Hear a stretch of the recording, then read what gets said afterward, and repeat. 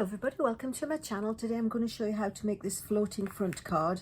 It goes flat into the envelope and then it has an easel which makes the front float. Usually easels are at the bottom, but this is on the side, so it's a vertical easel floating front card. It's quite easy to make, so without further ado, let me bring in the ingredients and show you how we make it. It starts with a base that is a nice size that we're comfortable with. It's 8.5 by 5.5, scored at 4 1/4, but it's also scored at 2 1/8, so it's sort of a ZZ fold dimensions, only we don't fold it back on itself, we fold it in on itself. So I'll just fold that in to the middle, and that's what creates sort of the tent that folds on the front of the card. So that's the base of the card, so you can see where it has the potential to be on the easel and it folds flat down.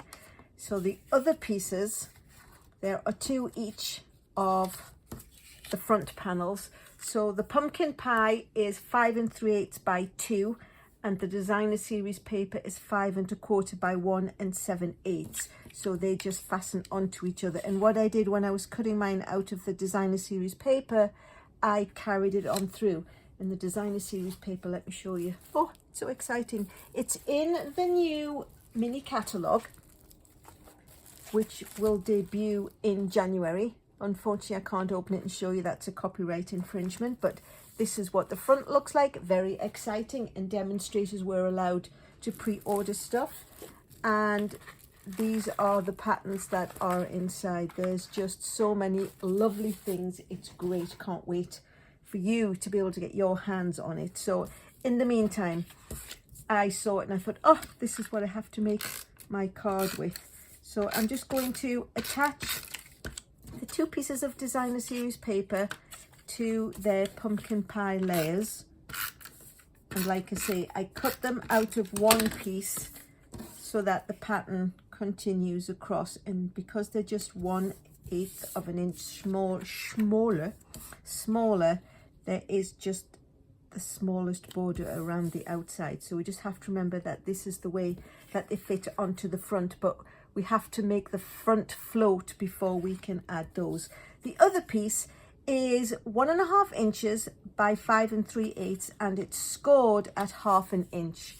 And normally when I make folds, I do it with my bone folder to give it a nice sharp crease. In this instance, we're not going to do that. We want it to try and be sort of rounded, just not pressed super duper flat. The inside piece is 4 1/8 by 5 3/4, and this is where the panel is going to sit that easels onto it. So in order to get this to not want to ping open, we're actually going to seal it closed onto itself with tear and tape. So let me just put some of that down there, but you know me and my cut and tape. So I will try to not cut myself. So on the 1/2 inch piece, just fold it over and stick it down. So the tear and tape, or you can use the mono adhesive liquid glue, it just does need to be a strong adhesive so it doesn't get to ping open. And then what we're going to do is we're going to pop it over onto this side. So again, in order to make sure that it doesn't try and fling itself open, oh, let me torture myself with not being able to find the end of my tear and tape. I think in one of my old videos I mentioned that this is like the stuff that nightmares are made of. So I'm just going to put some pieces across, and really it's just so it will stick both pieces down. I think that piece is actually just a little bit too long.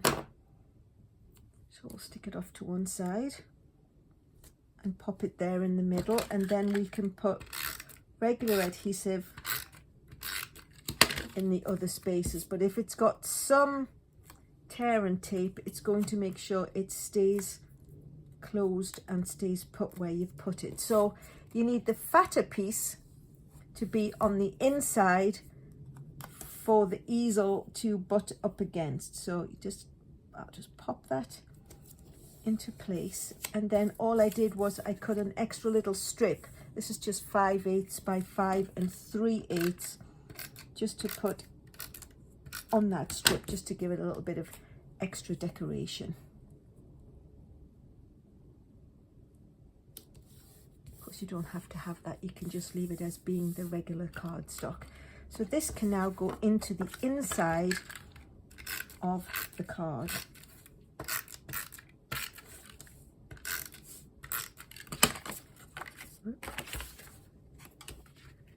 And again, it's only 1/8 of an inch smaller. So now you can see how it's going to be the easel. So now, in order to make the floating front, we've got the 2 panels which have got their designer series paper on them.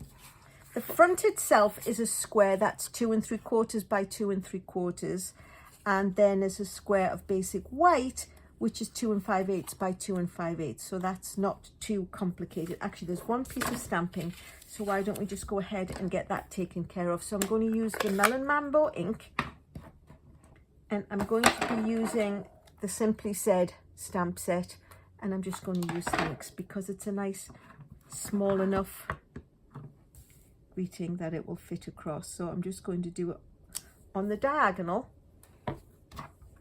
Close the ink, whoops, and then we can finish that off a little bit later, but that's the stamping done. So now we can attach it to the piece. It's always a good idea, if you're doing any stamping, to do that on the layer first before you build it and commit to your card. So we'll just pop that on the front. These are 2-inch squares, so 2 inches by 2 inches, and it's been scored diagonally. And just to save time, what I did was I went ahead and I put tear and tape on the 2 sides. So 2 by 2 scored diagonally. So we've got 2 triangles, and this is what makes the card float. So what we need to do is we need to put one on each side of the strip in the middle. So I'll just peel the backings off the tear and tape. Like I say, I just gone ahead and put those on just to make it a little bit quicker for the video. And then we will line it up more or less in the middle. So it's just like that. And then we just need to peel the backing off one of the sides of the other triangle. And we're just putting it on either side of that score line. There's literally like a hair's breadth between the two, but just enough that it can fold freely.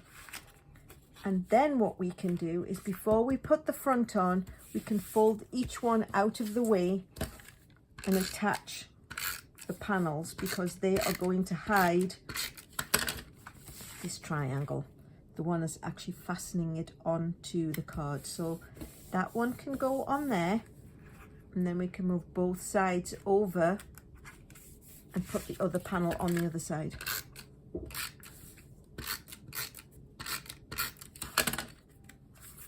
Just have to turn it over, being a lefty. So we'll put that on there. So we've got the 2 panels on, and now you can see how the front will open, and we can attach the diamond or the square. So quickly peel off these backing papers. It's not so important to have tear and tape on this side, but I would definitely say on the other side, so it doesn't try to lift off. Now what you're trying to do is you're trying to line up these 2 points with the score line, with the fold line, and then try and make it even across the front. So if we put one here and the other one there, we can press it into place. So now it's going to be even across, and you can see where the triangles are on the other side. But it's best to do that, it's best to put the inner triangles in before you put this one, because now it's harder to fold it out of the way. Then what I did was I fussy cut a little crab out of this front sheet. I love now that the designer series papers, you can see where this piece is missing, have some larger images that you can fussy cut. So I'm just going to bring in my tray of dimensionals. So I'll put a couple of small ones on these claws, and then we'll find some bigger ones. I think I didn't have any the way I'm ferreting through here. So we'll put one down by his back legs, as it were, and one up by his head. And then we can just quickly peel those backing papers off.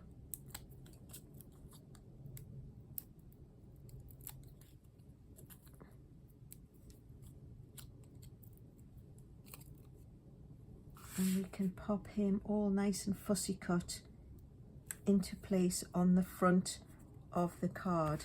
And then last but not least, this lovely set has, look at the color. These are my colors. So I was so happy when I saw this. So these are called Sunny Day Iridescent Dots, and I'm just going to pop a few of those in various places. And the nice thing is they've given you double small ones to the amount of big ones. Just, you know, ironically, I'm not putting any large ones on this one. I'm using all the same colors, but quite often I like to put a large and a small, and then a small one somewhere else. So I think the fact that they've cottoned on and given us twice as many small ones as large ones is really a kind thing. So thank you, Stampin' Up. So there you have it. It opens and it rests easel open, and the front floats to the same. If you like what you've seen, please consider subscribing, give me a thumbs up. I appreciate that, and thank you in advance. All the directions and dimensions, of course, will be on my blog. You can pop on over there. There should be a link to that in the bottom. If you've got a question or a comment, pop those in the box below and I will always get back to you. And last but not least, thanks so much for watching.